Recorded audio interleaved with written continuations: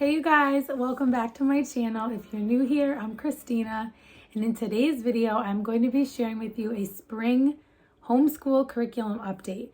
Now, I shared a curriculum update a couple weeks ago, and so you may be like, you just shared an update, but I wanted to share with you guys things that we are adding in for spring and kind of follow up on some of the things that I had not yet decided. Before I jump into that though, I want to make sure that you know that today's video is a collaboration with a bunch of other homeschooling moms that are sharing their spring homeschool plans in a variety of different ways. Some may be sharing homeschooling books, resources, crafts, adventures, curriculum, all of the different things. So this collaboration is hosted by my friend Gina over at Gina Be Homeschool. So make sure that you check out her channel and the playlist, which will both be linked down in the description box. I can't wait to go see what the other mamas have planned for spring to see if there are some ideas that I might want to add into our spring homeschool plans. So first things first, I want to share that today's video also includes a giveaway. And so I'm really excited about that, and I'll share that first. So today's giveaway is a giveaway of the complete year-long nature study curriculum from Exploring Nature with Children.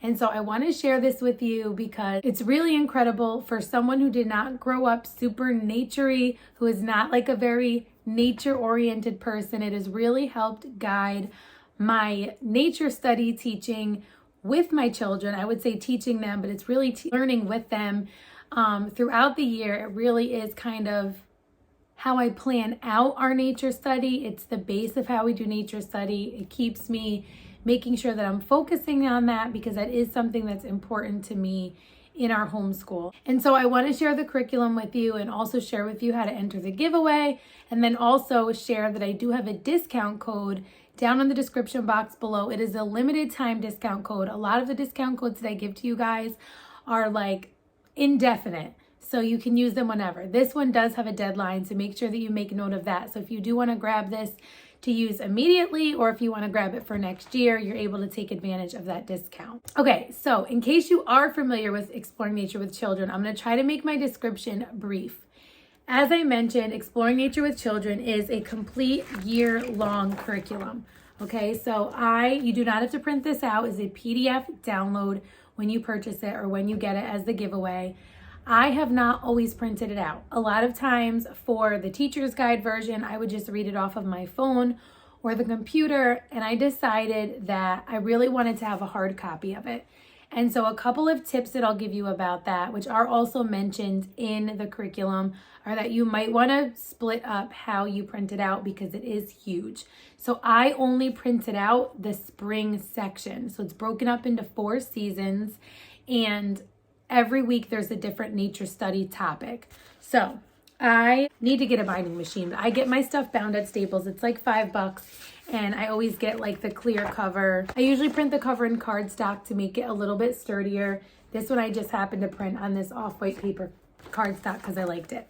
All right, so I did print out this page from the very beginning, which outlines the different seasons and all of the different topics for each week of the month. So you can kind of see at a glance all of the things that it covers in the year.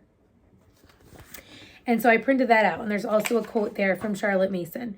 And then I printed out, starting in the very beginning, this gives like equipment needed for the season. So this first few pages tells you all of the things you might need equipment-wise for the season. And then you jump into the very first week, which is nesting birds. This was last week, but what I love about this is you can do these anytime for the most part. Like obviously, if you're trying to do nature study, it needs to go along with like what's actually in nature around you. So that does mention in the curriculum that if, it's a little bit different for you, then you just do it a different week. So nesting birds was last week, so the first week in March. This week is spring pond study week. And so this is where we are. We're at week 2. It's never too late to jump in, which is what I love. So you could literally jump into this curriculum any week of the year. You do not have to start at the beginning of the school year, at the beginning of the season. It's totally not necessary. So that's one thing that I love. The other thing that I love about this that I wanted to share with you guys is that in my last curriculum update video, the really recent one, I shared that I was still looking for something for science to include for my 9th grader. And I went back and forth about getting him like a year-long, like intense course of biology or earth science or chemistry or something like that. And I got to the point of purchasing a couple of different times some really great curriculums that I found that I thought were really great, but it just didn't feel right. And I thought about it and I'm like, I don't know that I would want to be stuck on a topic for a year that I wasn't that interested in. And I really am continuing to try to challenge my mindset from like the typical school system ideology of like, you have this science topic that you study for a year and you have this history topic that you study for a year. And a lot of those things are necessary to operate like as a school, right? But we don't have to do that as homeschoolers. And so what I decided is that we were going to jump back into exploring nature with children and have this be a main portion of our science curriculum or science studies for the remainder of the school year and into the summer. And what I like about exploring nature with children and what I like about a lot of different things about homeschooling is that I plan to do this with all of my kids, including my high schooler, and it's going to count as science for him. And here's the difference. Like it mentions in the instructions when you read about the curriculum that you don't have to read all of this scientific information to younger kids. So you're probably not going to be talking to like your 4-year-old. Maybe you are. Like maybe, I don't want to say you're probably not going to be. Maybe you are going to be talking about kingdom and phylum and class and order and family and genus and species and all of those things and the Latin names for these creatures. But when it comes to a high schooler, you are, right? So when he studies the pond, like he's really going to be looking into those details. And something that I hadn't done in the past when we used Exploring Nature with Children. So we started using it about a year ago. We started using it in spring of last year and we've jumped in and out of it. We've had times where we did it every week. We've had times where we did like, we just touched on that week. We had times that we went super in depth in that week and then times that we just put it down for a season because it didn't fit in what we had going on. And so I'm really excited that we are using it as a main portion of our science studies. And so what I didn't do in the past is I didn't purchase the Anna Botsford Comstock Handbook of Nature Study, which is recommended and referenced throughout the curriculum. It also says you do not need it. This is a standalone curriculum. You don't actually need anything else. And so I think this is a great value because again, you don't need anything else. But because of the fact that I'm trying to make this deeper for my 14-year-old, I did purchase it. I don't have it in front of me. I ordered it on Amazon and it's probably going to come like later today or tomorrow, of course.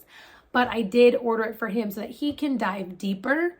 You could do that on the internet. I'm trying to limit his amount of research time on the internet and reliance on that, especially because this guides you to directly where you need to go in the book. So for example, when they have you studying the pond, there's a book list, which I love. So you can take out books from the library. So typically that's what I'll do is I'll look at the week ahead and I'll be like, okay, next week is pond week. I did this. I don't have the books in front of me.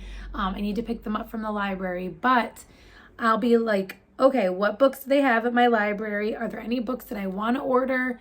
Are there other books that I want to go along with this? Because obviously you aren't limited to this book list. And then it also always gives the reference pages in the Handbook of Nature Study. So he'll be able to take a deeper dive and it already tells him where to go, which is pretty cool. What I also like about this is you could just purchase this, the actual curriculum, and a lot of the activities that are recommended you can do in any notebook, a nature notebook. You could do them in a sketchbook. You could do them in a variety of places. You could put them in a binder. You can do all the things and bind them later as a keepsake, but they also have the guided journals. And so I did opt to use the guided journals, and I did a similar thing as what I did to the curriculum. I just printed out the spring because otherwise it would be giant. But this is all just spring, and I will give you kind of a peek into this as well. But before I do that, I want to just make sure that I mention it gives you the scientific overview of those focused areas. It guides you through a nature walk activity. It gives you a book list. It gives you a poem that correlates with that weekly topic. So here's the poem. It gives you a piece of artwork to enjoy. You could print it out. You could just have it up on your computer. I do both depending on what we're doing this week. And then there are always extension activities. Okay, so you don't need the guided journal, but I did choose to do the guided journal. And so I'll show you to give you an idea. I printed out the spring cover, the spring quote. And then, for example, okay, March pond study. It has them taking observations, drawing, writing their observations about what they see in the pond, writing down the date, time, and the weather. Take a photograph of the pond you are studying and glue it in here. Has the water level changed since winter? So some of those comparison things, if you're just picking up now like we are, like we don't have a comparison photo, but they don't have to answer that part. They can glue a picture in, record some swatches of paint or colored pencil to record the shades. So there's art included. Sometimes there's little math activities with fractions. Sometimes there's music to look up to go along with it. Like I know that you look up Vivaldi's Spring at some point throughout the spring. And then the poem is included in the journal and they can trace it or they can copy it down in another notebook. So for example, for my 6-year-old, I'll just have her trace it and maybe choose a line or two that she'll copy down somewhere else or even down below. But then obviously for my 14-year-old, I might not have him copy anything. The only reason I would do that is just kind of like the slowing down and kind of like the neatening up of his handwriting, but it won't be a focus. However, I will have him copy down a few poems or a few lines from poems. Then they'll try to recreate the piece of art that they study. And then they have a Venn diagram here that has them taking a look at the difference between frogs and toads. Then you have the frog and toad life cycle, so they'll draw that. And then they create a realistic pond scene.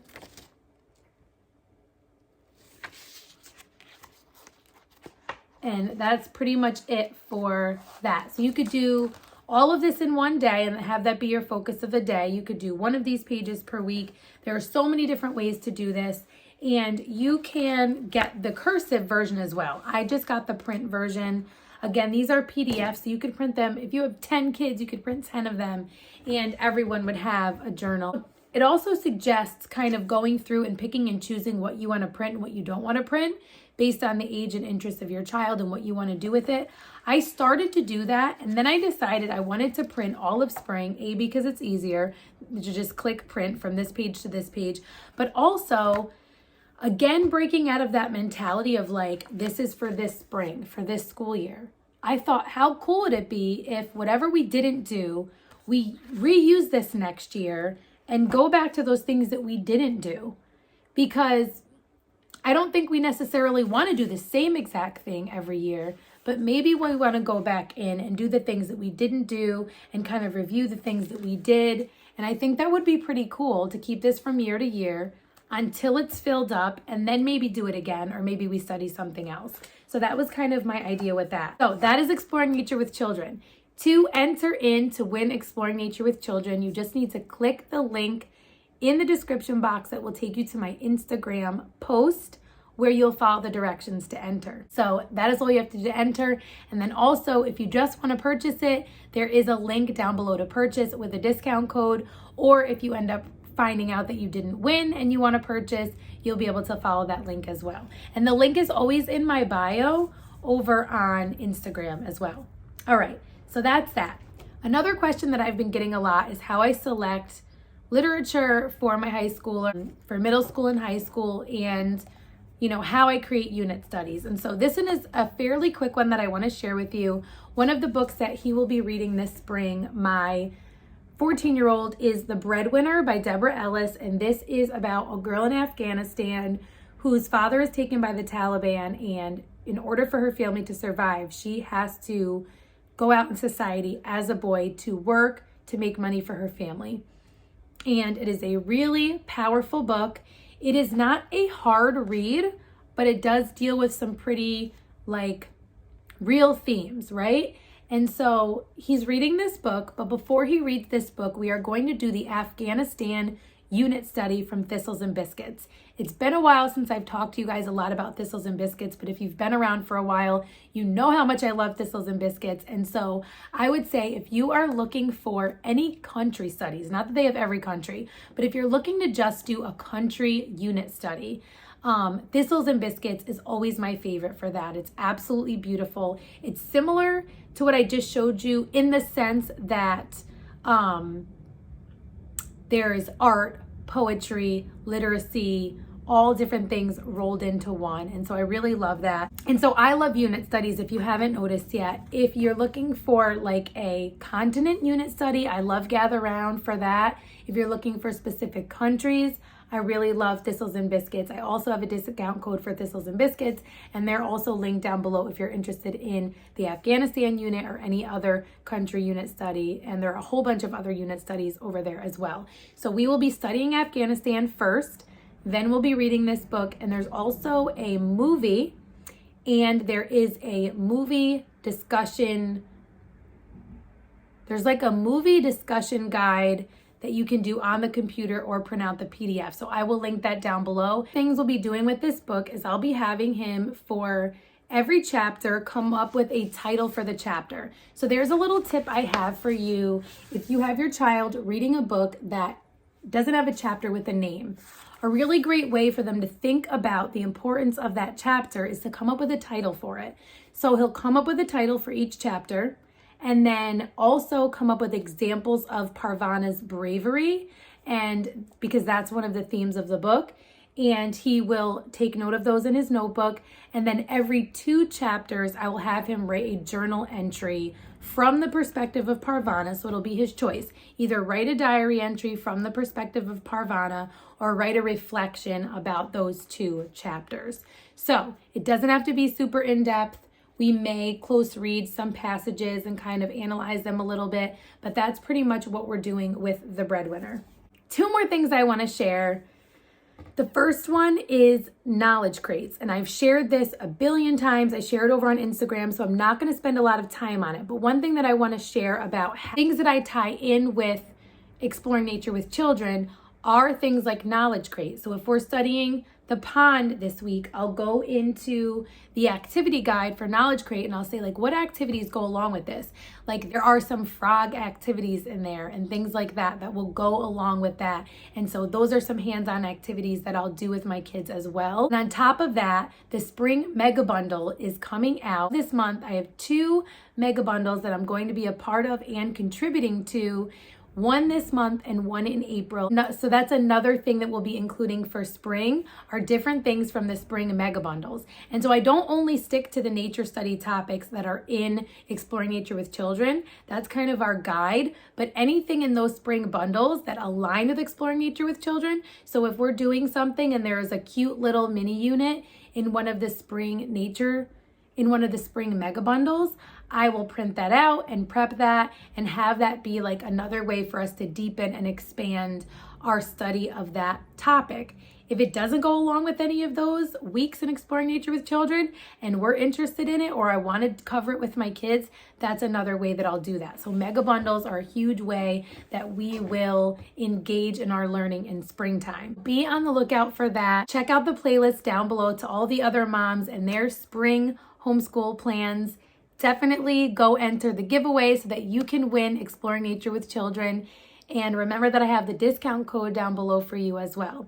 If you are new here, I would love if you would introduce yourself. If you're not already subscribed, I would love if you would subscribe, stick around. I share all kinds of content over here on my channel from motherhood, homeschooling, big family life, faith, all of the things. If you like this video, give it a thumbs up. If you are not already following me on Instagram, you can follow me over there at rooted_homelife. And I hope to see you soon in one of my next videos. Until next time, stay rooted.